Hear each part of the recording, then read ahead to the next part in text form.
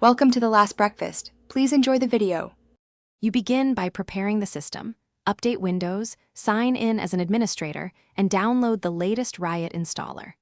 Once done, exit Valorant and fully quit the Riot client so files aren't locked. Then stop any overlay or security tool that could block driver install. This prevents failures during the upgrade. Make sure System Restore is enabled in case you need to roll back. Start the Riot installer now. It will detect Vanguard and begin the replacement process automatically. You run the Riot installer as administrator and accept each prompt.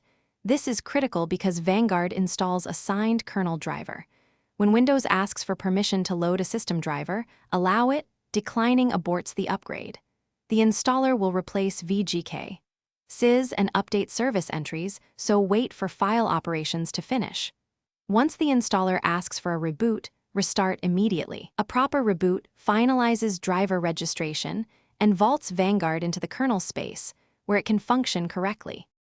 You finish by launching the Riot client and confirming Vanguard is active in settings. This verifies the upgrade succeeded. If you encounter errors, use the client's repair option first. It repairs game files and Vanguard components. If repair fails, uninstall Vanguard via Programs and Features, reboot, then reinstall through the Riot client. If things still go wrong, check Secure Boot or Driver Signature Enforcement. Make sure Windows isn't blocking signed drivers, and review Event Viewer for VGK-related errors.